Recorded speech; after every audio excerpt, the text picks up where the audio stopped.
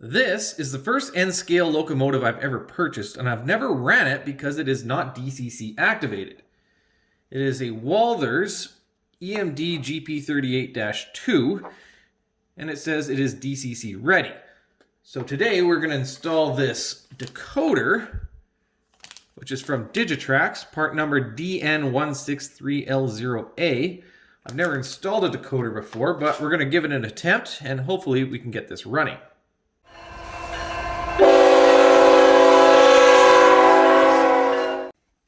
Now, I watched a video that if you place one end on the edge and drop it, you might pop the end off. Ooh, it works.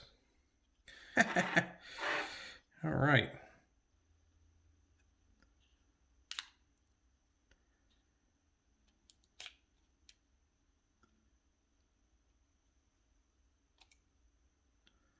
Okay, we got it out.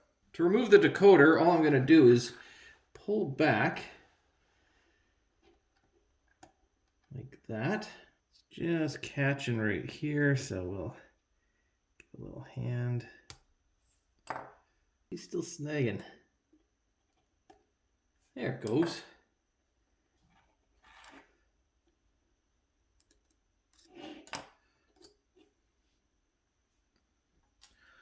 So I'm going to use some of this tape that came with the decoder. We're just going to put it on here.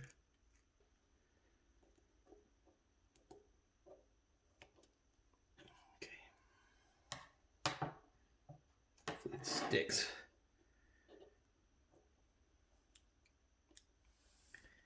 Even if it doesn't, that's all I got. Put this on like so.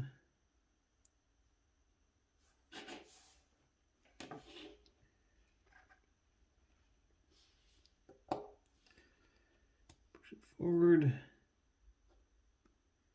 Oh, that thing popped out. No big deal.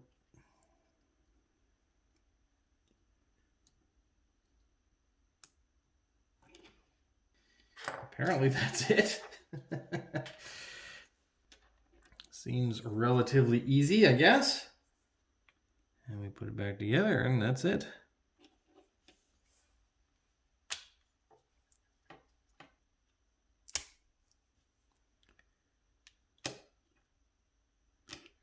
Okay.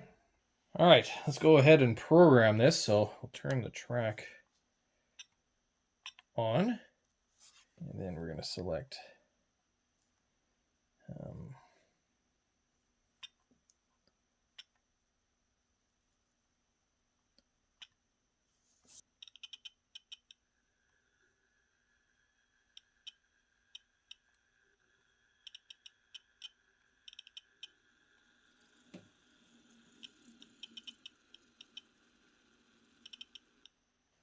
all right, let's try to program an address into this. So we'll hit program.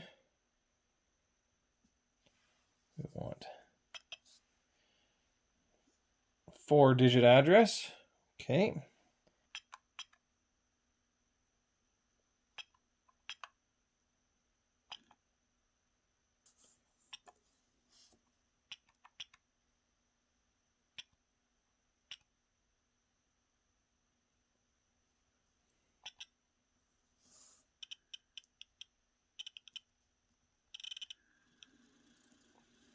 There, we got it. Now, do the lights work? Yep.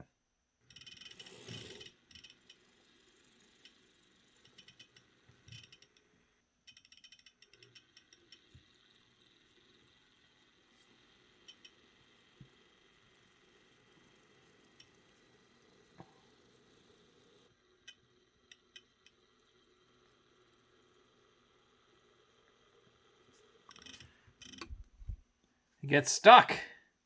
So it's getting stuck right here on the front end.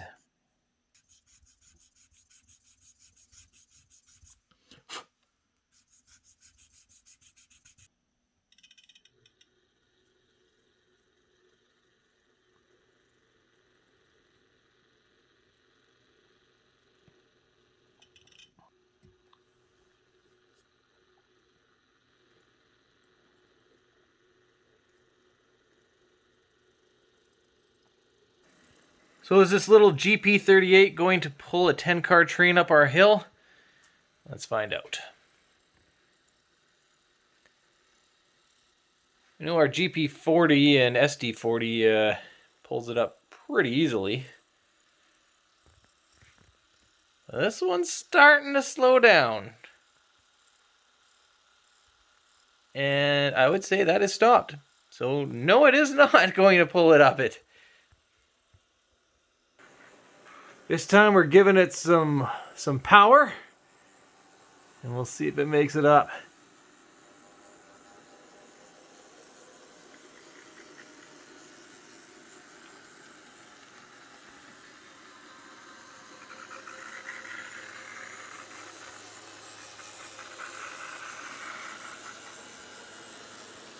There we go.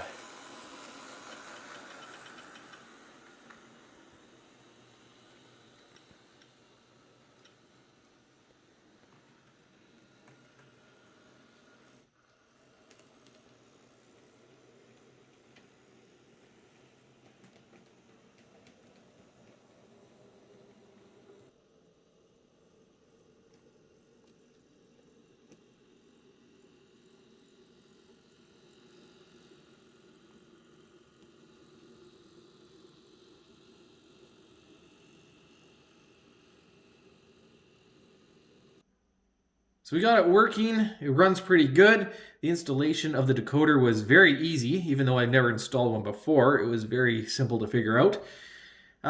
It is not a stump puller.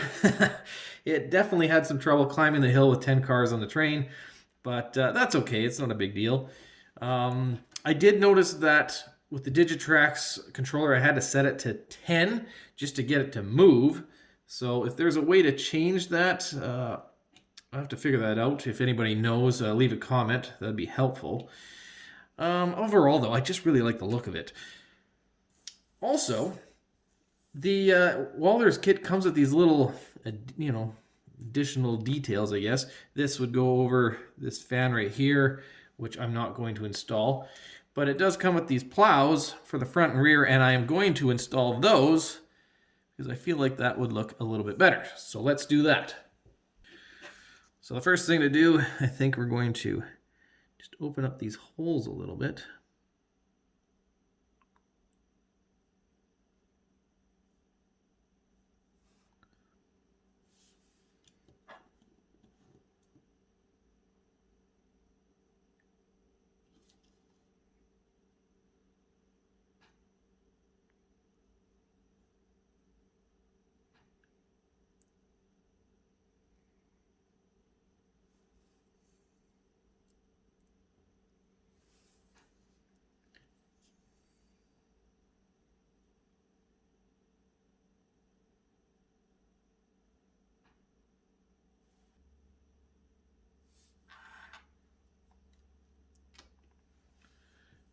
So while this isn't really a review video, I'll still go over the details just to show you what it looks like.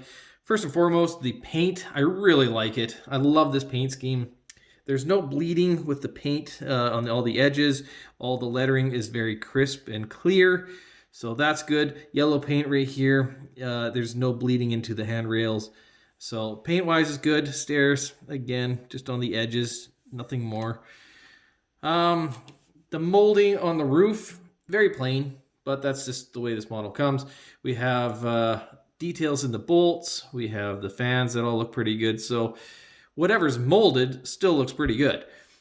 We have thin railings. We can see the detail in the chain, which actually is even see-through. So I think that's really, really good. The fuel tank is pretty plain, but what do you expect? On the axles, there's detail all over, which is what you would expect. It's nothing amazing, I guess, but it doesn't look bad at all. Maybe it would be nicer if we couldn't see the metal pickup so much, but when it's, sitting down on its side, you hardly notice that anyways. I really, really like the fact that it included some details like the plows that you have the option of putting on. And because I'm in a northern climate with snow, I opted to put them on, and I really like the look of that. The, the numbers up in here, small font, but very easy to read. So I like that. So if I was going to give it a ranking for detail, I'd probably say a 7 out of 10. Nothing is bad on it, and that's not to say it's a bad model. There are better quality models out there, and if those are in that 9 range, 9 maybe 10, then this one would have to probably be 7, maybe 7.5, but yeah, but a good 7. For quality, well, it's hard to say in terms of mechanicals, in terms of the motor and the drive and whatnot, but I definitely had to sand this front edge down a little bit just so it could clear my crossing. And that's not to say that isn't my fault, but it definitely is lower than any other locomotive I ran on it, and it did snag. So I had to sand that down, which is not a big deal. You can't even tell, but it's something I had to do. Everything else looks straight. There's nothing broken or bent on it, so I can't be upset with that. So I would have to say this is probably going to land in the 7.5 to 8 range, just off the top of my head. For weight, this locomotive comes out to 75 grams. For performance, as we talked about, it is not a great puller, which is kind of a big thing for locomotives, but it's not a big locomotive, being a GP38 and only weighing 75 grams. The motor runs pretty good. It's not overly loud, but when you crank up the speed, which can be required for this guy, it definitely becomes more and more audible. Having a sound speaker in here would be nice to drown out that noise, but that's not a flaw to this because that is a choice. It runs pretty smooth.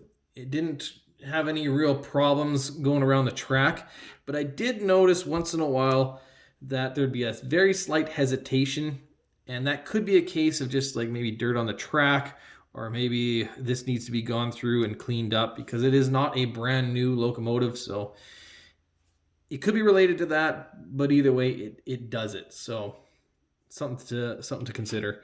Overall performance, though, if I was giving it a rating, I'd probably say 6 out of 10, mainly because of the pulling performance.